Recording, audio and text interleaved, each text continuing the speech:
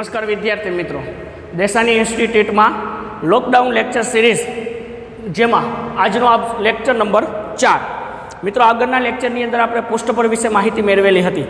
એ પુષ્ટપરની જેમ હવે આપણે શીખવાનું છે ઘનફળ. પદાર્થ એના એ જ છે, માત્ર નામ ચેન્જ થાય છે ઘનફળ. અને જ્યારે આપણે આ ચેપ્ટરની શરૂઆત કરી હતી ત્યારે પણ એવું કીધેલું હતું કે ઘનફળ એટલે શું, તો કે જ્યારે કોઈ પણ પદાર્થની અંદર વસ્તુ ભરવાની વાત થાય ત્યારે ઘનફળ શોધવાનું રહેશે. તો સૌથી પહેલાં આપણે આજે એના સૂત્ર જોઈએ. તો પદાર્થ નંબર 1, સમઘનનું ઘનફળ. તો એમનું સૂત્ર આવશે x ની 3 ઘાત. સમઘનનું ઘનફળ x ની 3 ઘાત, જ્યાં x બરાબર બાજુ થશે.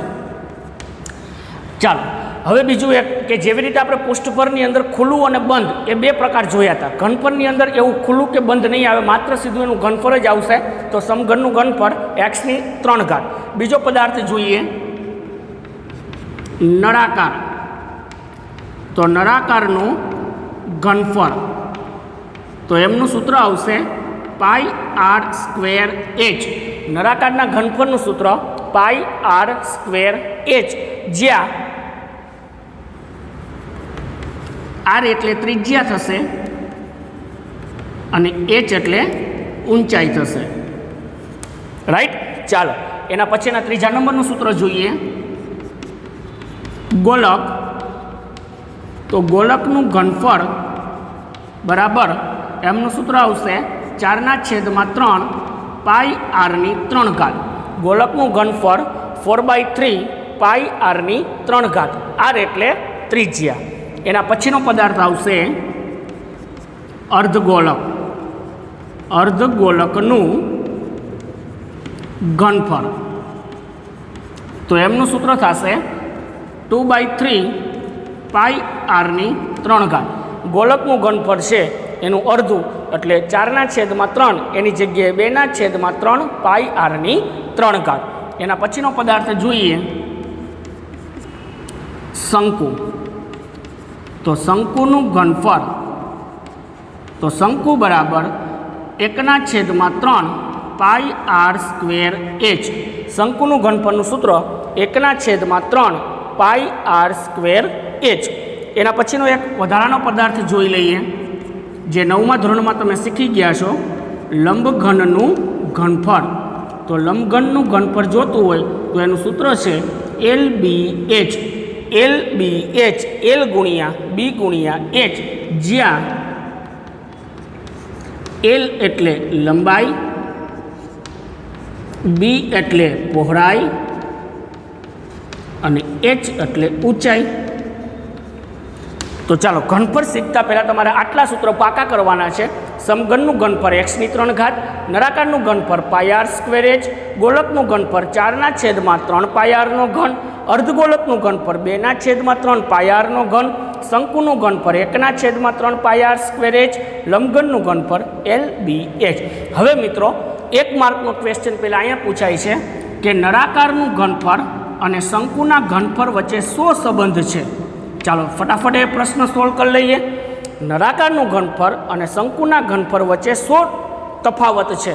તો તમે જોઈ શકો છો કે શંકુનું ઘનફળ નળાકારનું ઘનફળ છે એ πr²h છે, જ્યારે શંકુનું ઘનફળ છે એ 1/3 πr²h છે. એનો મતલબ એવો થાય કે નળાકારના ઘનફળનો ત્રીજો ભાગ કરો એટલે કોણ બની જાય? શંકુનું ઘનફળ.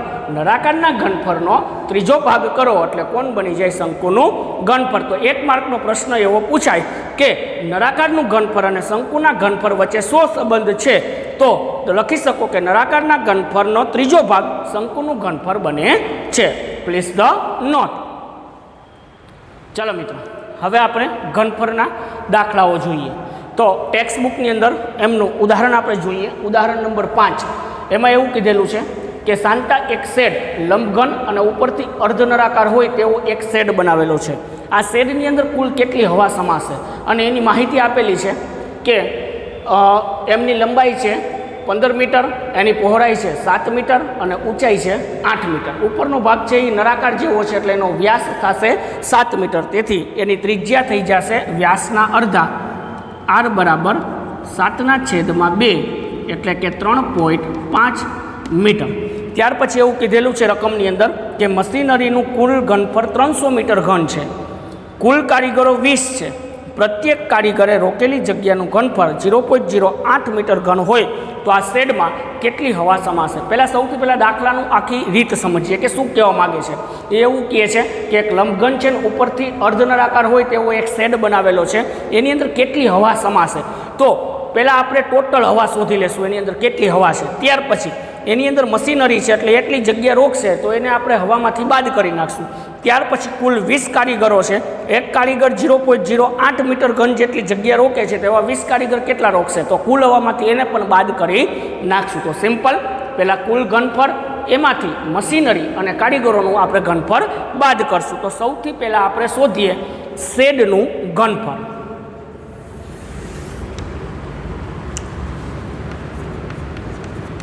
શેડનું ઘનફળ તો મિત્રો એમાં બે પદાર્થ આવે છે, એક લંબઘન છે અને એક અર્ધનળાકાર છે। તો આપણે એ લખશું લંબઘનનું ઘનફળ પ્લસ અર્ધનળાકારનું ઘનફળ। ચાલો જોઈએ, લંબઘનનું ઘનફળ એટલે કે LBH,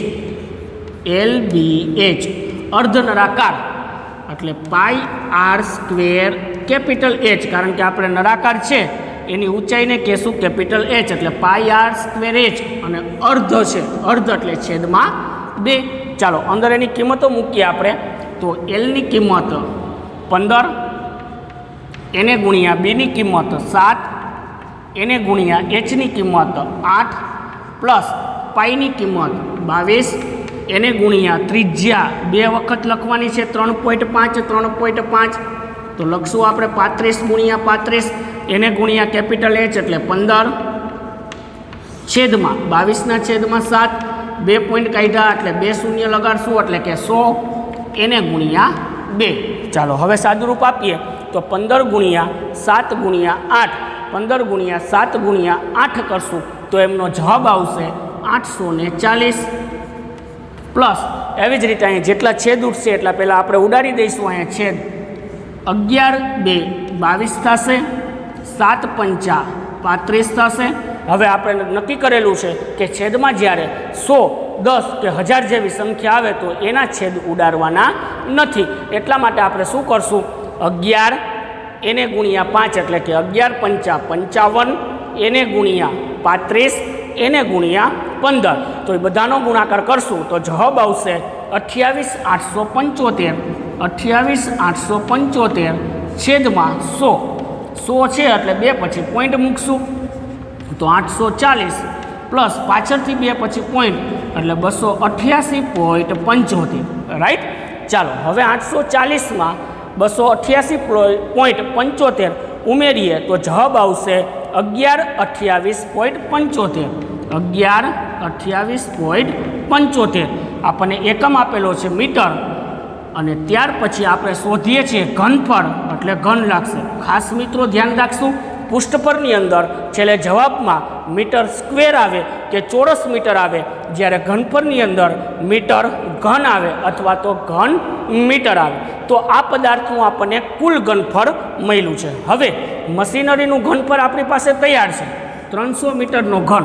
હવે 20 કારીગરોએ કેટલી જગ્યા રોકી છે એનું ઘનફળ શોધી લઈએ। તો લખીએ 20 કારીગરોએ રોકેલી જગ્યાનું ઘનફળ। તો પ્રત્યેક કારીગર એટલે એક કારીગર 0.08, તો એવા 20 કારીગર છે તો 0.08 ગુણ્યા 20 કરશું તો 0.08 ગુણ્યા 20 કરો તો જવાબ આવશે 1.6 મીટરનો ઘન। આમ 20 કારીગર દ્વારા કેટલી જગ્યા રોકાશે 1.6 મીટરનો ઘન। તો મિત્રો હવે આપણે દાખલાની અંદર જે પ્રશ્ન પૂછ્યો છે કે આ શેડમાં કુલ કેટલી હવા સમાશે એની વાત કરીએ તો જોઈએ આપણે શેડમાં રહેલી હવાનું ઘનફળ। તો કુલ ઘનફળ માઇનસ એની અંદરથી કોણ બાદ થશે તો કે એક મશીનરી અને એક 20 કારીગરો. તો આપણે અહીં લખીએ મશીનરી પ્લસ 20 કારીગરો. મિત્રો તમારા દાખલાની અંદર આખું લખવાનું છે મશીનરીનું ઘનફળ પ્લસ 20 કારીગરોનું ઘનફળ. અહીંયા જગ્યાનો અભાવના કારણે હું પોઈન્ટ બાંધી દઉં છું. તો કુલ ઘનફળ આપણી પાસે મળ્યું છે 1128.75. 1128.75 માઇનસ મશીનરીનું ઘનફળ છે આપણી પાસે 300 પ્લસ આપણને 20 કારીગરીનો જવાબ મળ્યો છે 1.6. તો 1128.75 માઇનસ 300ની અંદર 1.6 નાખો તો 301.6. હવે 1128.75માંથી 301.6 બાદ કરો તો એની બાદબાકી 1128.75 માઇનસ 301.6 તો જવાબ આવશે 827.15. 827.15 મીટરનો ઘન. આમ આ શેડની અંદર ટોટલ કેટલી હવા હશે 827.15 મીટરનો ઘન. તો મિત્રો દાખલો એકદમ ઇઝી છે, ખાલી સમજવાનો છે. પહેલાં શેડનું ઘનફળ શોધી લ્યો, ત્યાર પછી મશીનરી અંદર છે એટલે એટલી જગ્યામાં હવા નહીં સમાય. ત્યાર પછી ટોટલ 20 કારીગરો કામ કરે છે, એક કારીગરે 0.08 તો 20 કારીગરોનું 1.6. હવે શેડમાં ખરેખર કેટલી હવા છે એના માટે કુલ ઘનફળ માઇનસ મશીનરી પ્લસ 20 કારીગરોનું ઘનફળ. તો એ રીતે આપણને મળશે આ શેડની અંદર કુલ કેટલી હવા સમાશે તો 827.15 મીટરનો ઘન. ચાલો બધા પ્લીઝ ધ નોટ. ચાલો મિત્રો એના પછીનું ઉદાહરણ જોઈએ. ઉદાહરણ નંબર 6 કે એક જ્યુસવાળા પાસે નળાકાર આકારનો એક પ્યાલો છે જેનો વ્યાસ 5 સેન્ટીમીટર છે અને ઊંચાઈ 10 સેન્ટીમીટર છે. આવી રકમ તમને ટેક્સ્ટ બુકમાં આપેલી છે. હવે એનું નીચેનું તળિયું છે એ અર્ધગોળાકાર આકારે અંદરથી ઉપસાવી દીધેલું છે. તો તમને બે પ્રકારના પ્રશ્ન પૂછ્યા છે, આભાસી ક્ષમતા શોધો અને વાસ્તવિક ક્ષમતા શોધો. આભાસી એટલે શું ને વાસ્તવિક એટલે શું, પહેલાં એ પ્રશ્ન સમજીએ.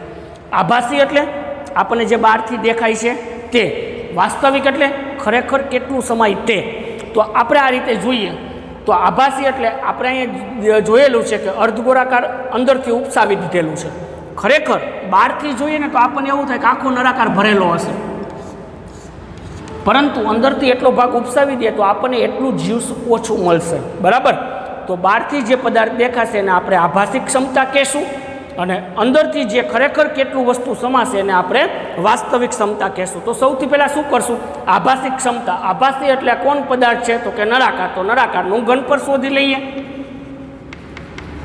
આભાસી ક્ષમતાનું ઘનફળ તો એ પદાર્થ આપણા માટે બનશે નળાકાર.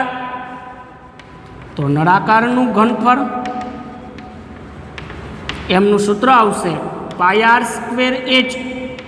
પાઈની કિંમત આપણને રકમમાં આપેલી છે 3.14. તો 314/100 એને ગુણ્યા ત્રિજ્યા લેશું. આપણને વ્યાસ આપેલો છે એની ઉપરથી ત્રિજ્યા મળશે 5/2. આમ પણ લઈ શકો અથવા તો 2.5 પણ તમે લઈ શકો છો. તો આપણે ત્રિજ્યા લેશું 2.5. તો 25/10. 2.5 એટલે 25/10 એને ગુણ્યા h.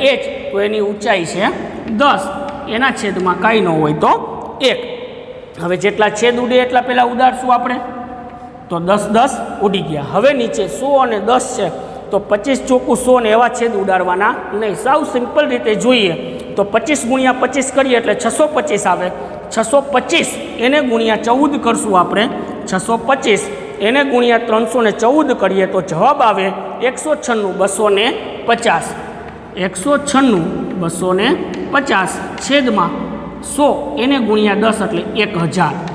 તો ચાલો મિત્રો એનું સાદુરૂપ આપીએ. એક મીંડું ઢીસું 2 મીંડા છે, 2 પછી પોઈન્ટ મૂકશું તો 196.25. એકમ આપેલો છે સેન્ટીમીટરમાં તો સેમીનો સ્ક્વેર. આમ આ પ્યાલાની અંદર આભાસી એટલે આપણને જે બહારથી દેખાય છે કે આટલું જ્યુસ મળશે 196.25 સેન્ટીમીટરનો સ્ક્વેર નહીં ઘન આવશે, સેમીનો ઘન. હવે મિત્રો આ તો આપણને બહારથી દેખાય છે. હવે ખરેખર શું આટલું જ્યુસ સમાશે તો કે ના. તો તો વાસ્તવિક ક્ષમતા કેટલી છે? તો કે આખા નળાકારમાંથી આપણે અર્ધગોલકનું ઘનફળ બાદ કરી નાખશું એટલે વાસ્તવિક ક્ષમતા આપણને ખબર પડશે. તો હવે અર્ધગોલકનું ઘનફળ શોધી લઈએ. અર્ધગોલકનું ઘનફળ એમનું સૂત્ર આવશે 2/3 પાઈ r⁻³ તો 2/3 ગુણ્યા પાઈની કિંમત આપેલી છે 3.14 એટલે કે 314/100 એને ગુણ્યા r 3 વખત એટલે ત્રિજ્યા 3 વખત લખવાની છે 25/10 ગુણ્યા 25/10 ગુણ્યા 25/10. ચાલો તો અહીંયા જેટલું સાદુરૂપ થશે એટલું સાદુરૂપ કરશું, બાકી નહીં થાય તો આપણે ક્યાંય સાદુરૂપ કરવાની કોશિશ કરશું નહીં. તો બધાનો અંશમાં ગુણાકાર કરશું અને છેદનો ગુણાકાર કરશું. તો ચાલો મિત્રો આને કોનો ગુણાકાર જોઈએ. 2 પછી એને ગુણ્યા 314 એને ગુણ્યા 25 એને ગુણ્યા 25 એને ગુણ્યા 25 2 ગુણ્યા 314 ગુણ્યા 25 ગુણ્યા 25 કરીએ તો જવાબ આવશે 98/12 500. તો એમનો જવાબ લઈ આવશું આપણે 98/12 500. એકી સાથે બધાનો ગુણાકાર કર્યો છેદમાં કોણ વધશે? તો કે 3 ગુણ્યા મીંડા કેટલા છે ગણી લેવાના 1 2 3 4 અને 5. તો 3 ગુણ્યા 5 મીંડા લખશું 1 2 3 4 અને 5. હવે જેટલા મીંડા ઢીસુમ થાય એને ઢીસુમ કરશું 1 1 2 2. હવે કોઈ મીંડા ઉડતા નથી તો વધશે 98/125 એને ભાગ્યા 3. મેં આના પહેલાંના દાખલામાં પણ કીધેલું હતું કે જ્યાં સુધી બને ત્યાં સુધી ભાગાકારથી દૂર રહેવું અને જો ખરેખર ભાગાકાર આવતો હોય તો આખા દાખલાની અંદર એક જ વખત ભાગાકાર થાય એવી ક્રિયા કરવી. તો અહીંયા એક જ વખત ભાગાકાર થાય છે 98/125 એને ભાગ્યા 3 કરો તો જવાબ આવશે 32. ફરીથી 98/125 એને ભાગ્યા 3 કરીએ તો જવાબ આવશે 32,708.33 32,708.33 છેદમાં હજી પણ 3 મીંડા છે તો એને એમનેમ જ રાખશું આપણે. ત્યાર પછી 3 મીંડા છે તો પોઈન્ટ પછીના 3 આંકડા આપણે ખસાવી દેશું આ સાઈડ.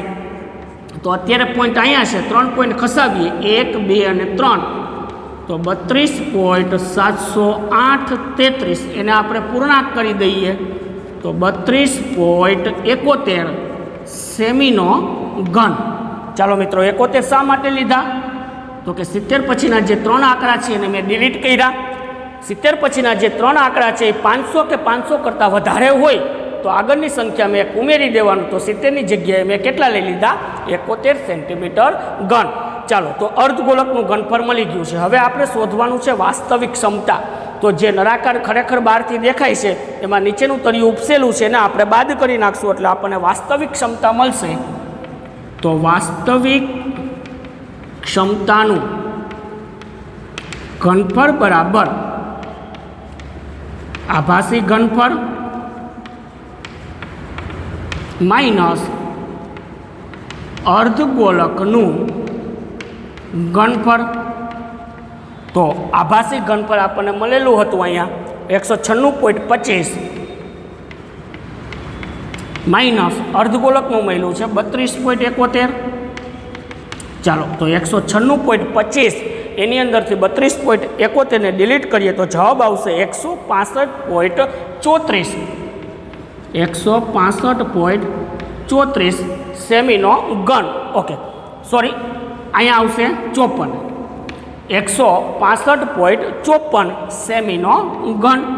આમ આ પ્યાલાની અંદર ખરેખર કેટલું જ્યુસ સમાશે? 165.54 સેમીનો ઘન. તો મિત્રો આ દાખલાને યાદ રાખવું એકદમ ઇઝીલી છે, ખાલી એવું જ ધ્યાન રાખો આભાસી એટલે આપણને જે દેખાય છે તે અને વાસ્તવિક એટલે ખરેખર એની અંદર કેટલું જ્યુસ સમાય છે તે. તો આભાસી એટલે આપણને જે બહારથી જે પદાર્થ દેખાય છે એનું ઘનફળ અને વાસ્તવિક એટલે નીચેનું તળિયું ઉપસી ગયેલું છે એ અર્ધગોળક આકારનું છે તો એનું ઘનફળ છે એ આભાસીમાંથી બાદ કરી નાખો એટલે આપણને વાસ્તવિક ઘનફળ મળે. ચાલો પ્લીઝ ધ નોટ. ચાલો તો 196.25માંથી આપણે 32.71 બાદ કરશું તો જવાબ આવશે 163.54 163.54 સેમીનો ઘન. આમ મિત્રો આ પદાર્થની અંદર એનું વાસ્તવિક ક્ષમતા ખરેખર કેટલું જ્યુસ સમાશે તો કે 163.54 સેમીનો ઘન. તો આ દાખલાને યાદ રાખવા માટે એકદમ ઇઝીલી રીત છે કે પહેલાં બે પ્રશ્ન સમજો. આભાસી ક્ષમતા એટલે બહારથી દેખાડેલી જે આપણને દેખાય છે તે પદાર્થ, અને વાસ્તવિક ક્ષમતા એટલે ખરેખર અંદર કેટલું જ્યુસ સમાય છે તે. હવે જો આભાસી કહે એટલે જે પદાર્થ દેખાય છે એનું ઘનફળ શોધી લેવાનું. વાસ્તવિક કહે છે તો નીચેનું તળિયું ઉપસી ગયેલું છે, એ અર્ધગોલક આકારનું દેખાય છે, એટલે અર્ધગોલકનું ઘનફળ શોધીને આભાસીમાંથી અર્ધગોલક બાદ કરી નાખશો એટલે આપણને વાસ્તવિક ક્ષમતા મળશે. Please the not.